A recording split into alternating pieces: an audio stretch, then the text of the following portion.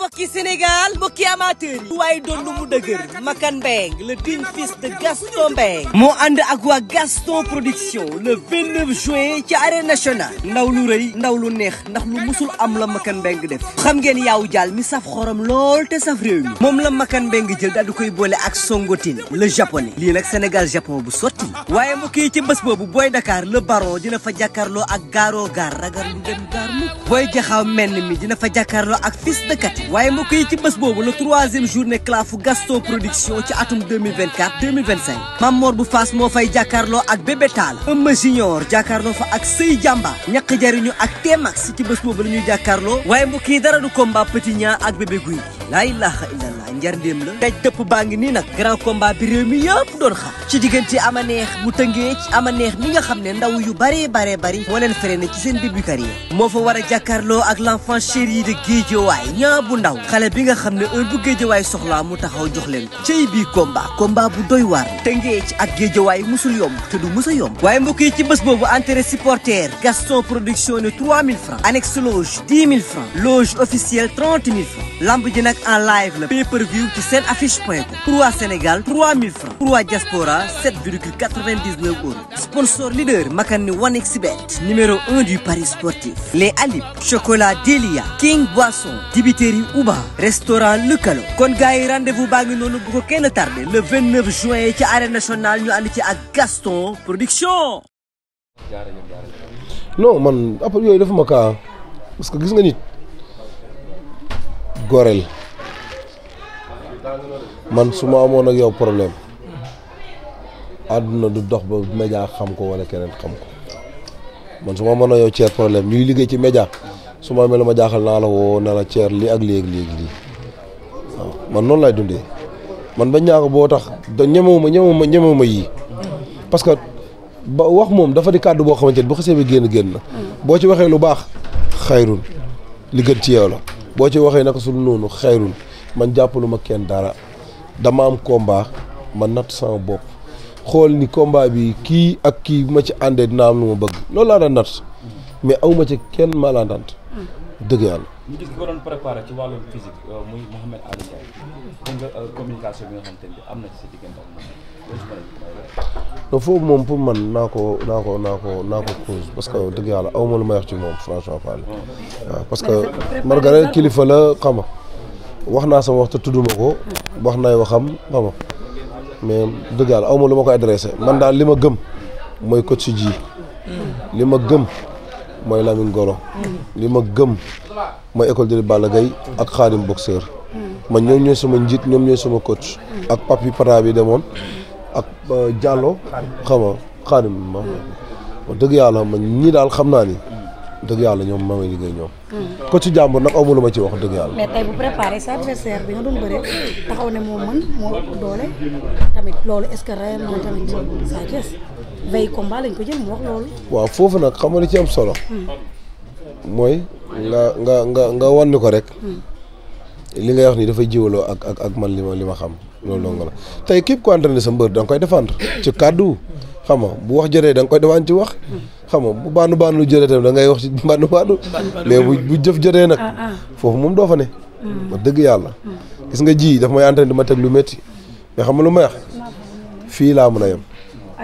Lamine Golo dañuy entraîné lu métti wala ma fii laa mën a yem. ñeneen ak ñeneen c'est la même chose. li ci des nag ñu koy mottali. waaw gannaaw bi ñu nuyoo dafa am benn ci communication bi laay des ba tey parce que bi nga jëlee ma seen da nga ñëw yàlla baax na sama grand la nañ ñaan yàlla bu bés ba bu ñëwee yàlla may ñu ndam foog nga yemaloon communication bi. duñ la wax ne non du ma ko dépassé nga ñëw mu daan la ñu bëri découragé nag ci communication bi par rapport ñu nga préparé nga ñëw sa diggante ak Zarko teggi loolu teg nee lu mu waaj nga fekk su ko ci andil ko lu met ba ñëpp ne Sa Thiès dafa réew lan moo wol communication bi da nga ñeme Zarko da nga amoon yëkk ne da nga koy daan moo tax nga sol communication yi noonu. damay ñëwaat ci kàddu boobu nga wax noonu comme fa nga resté man fa lay jugaat dafa am tey jii ñi ngay àndal ñi am na koo ci rus n'est-ce pas ni ngay wax ak moom bokk ak ki ngay ni ngay wax ak moom loolu donc mooy différence bi ama seen sa kilifa la xam nga dafa am respect ci doomu aadama aw moo droit dépassé ko lii nag du maanaam communication daanu mbër man bu man sama xalaat quoi en fait dem liggéey moo ma daal man Eumeu Sène non xaaral man sama problème Eumeu Sène mooy dañ maa teeloo sama bopp rek ma toog dëgg yàlla mais bu doon ay genre dem xam nga wax ba pare terewul def li nga war a def loolu moom ça n'a rien à voir. maa ngi ñaan yàlla daal l'essentiel li des sama kanam. gën a sama jóge man aw ma fi ay revanche ak yooyu. non sa diggante bu revanche commencé communication bi ngay téyewaat. déggoo li ma la wax bu ñu toogoon tey jii nañu mel ni muuma waaye na ma bëree woon moom du ma ko bëriwaat ak Eumeu Sène du ma ko bëriwaat ak kenn Eumeu Sène li xam nga lu ñu sekk xam nga lu ñu sekk conseil ma lu baax xam nga wax man bu dëgg yàlla xaw ma parce que tamit bokk na ci mbër yi ma njëkk a téye sama loxo ñaanal ma waaw kon yéena boobu ma gis ci moom mu wax ma ko ba ñaanal ma ko def ma ko ba yàlla def ñu daje làmb du mus a tax sama diggante moom dara di ko yàq parce que làmb day jeex bu subaa dañuy nekk leneen mais quant à nag man ak Zarko ku ay doom bàjjan lañu déggoo moom laa la sànq nee naa la bu ñu taxawaatoon suba combat bi mun nañoo xëy damay duggal wax fii Sénégal ñëpp taxaw dal seen gémmiñ mais fii ak jeexul duñ bokk ndey duñu bokk baay. non dem leen gaaw leen léegi noo xaar. da nga jógee ci Eumeu Sène am ci defet ñu ci bëri am ci jiixi jaaxal da nga ñëw sa diggante sax ko am ndam toog def benn communication neexul ma kenn ku mu bëgg ñëw bëri ku bëggul sa affaire jeex na loolu laa yéen li ngeen war a laaj ke laa leen ko yéen bëgg dem bu Siteu moo taxaw fii abu xaar leen abu xaar lo bàyyi ñu tontu Siteu ne du la conseil lan ko la faral tontu lu la Ouzin wax Ouzin ngay lan neen neexaloo kenn waaw du ma neexal kenn moom doo ko neexal neexaluma kenn man tollu ma fu may neexalee mbër ku ma làmb booleel lay bëreel làmb ji dañu waxante dëgg nga xam ne xale yi bëgg a bëri moom yëpp dañ koy ñaan ci jekk waaw man nag njëbgal ma la wax man nekkuma fi di ñaan kenn man nekkul damaa jël sama objectif teg ko ci benn mbër déedéet mbër la champion la nangul nañ ko champion mais man Sa Thiès maa moom sama bopp gannaaw ma yàlla sàkku am na encadrement am na ay saaf képp ku ma làmb booleel damay bëri moo xam ci kaw ba ci suuf làmb laa fi nekkal. d'accord. acca ñëwal. waaw Sa man question bu mu lay laajee gannaaw bu mu la ñëw dama gis ni nga toog plateau ñu laaj la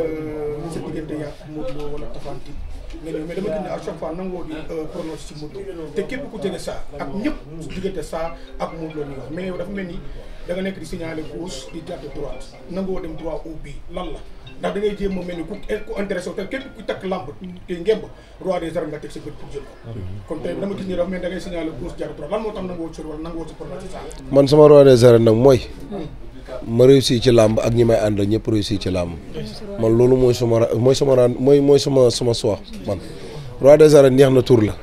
mais ñaan naa yàlla man ñi may àndal ak samay mbokk teral leen ci sama ñàkk ba kenn ku ci nekk rek doom la naqari ci man loolu moo ma gën a roi des arènes nekkuma fii di jàdd wala di làkk-làkkal mais gis nga làmb moom saa yi dara méttiwul moom laa chaque fois bu fekkente ni làmb boole na ma kii lay bëreel su ma làmb boole kee lay bëreel man loolu doo nga laa wax waaw. dinaa ko nuyoo ku nga xam ne waaj combat dafa métti te booy waaj combat di nga dégg lu ne ñu foroon ci yooyu béy ni Sa Thiès mën na dugal médical pour bañ a bëre li nga xamante ne mooy combat digganteem ak Zarko tey loolu noonu nit ñi doon lam-lam dëgg la woon wala nekk woon dëgg Sa Thiès dafa bëree sa bëre waale ko wala nit ñi doon la bañ koy wax moom du dëgg du dee ak sa bàmmeel mais après semaine bi stop bele sena ci tànk barke salaatul faati ñu bëri dañoo yaakaar sax suñu école ñëpp dañoo duma bëri mais dama toog benn semaine di daw di ko faj di ko traité ba mu toog ba jeudi suma juum lañ demaat contact fekk boobu dem nañ école ba échauffement wu dem contact gi mu yënguwaat mais par rapport ak ñu mel bu njëkk ba mais sant nañ ci yàlla baax ba ñu xoolee feeg ñaari fan faj nañ ko ma gis ni mën nañ ci tax ci laa ko ne sama mission ne carrément lii moom du tax ma arrêté ci bëri man ba may bëri si te laa waroon dugal médical loxo bu damm laa bëreeg moom faar bu damm ba may bëreeg Eumeu Sène billaahi wallaahi wa taala mënu ma woon sax nooy bu baax mënoon naa dugal sama rek man moom sama ngor dama koy topp mais nag bëggatuma def loo xamante ni bu ëllëgee damay toog di ko rëccu heure ma blessé boo leen déggee ni Sa Thiès dugal na recours Sénégal yi ma ci kenn médical bokk bu ma kenn ngàññi te xam ne damaa blessé rek man moom du ma daw làmb bu doon sëriñ dong mooy tax may daw làmb moom yàlla xam ne du ma daw làmb da nga wax léegi ne bu ma waroon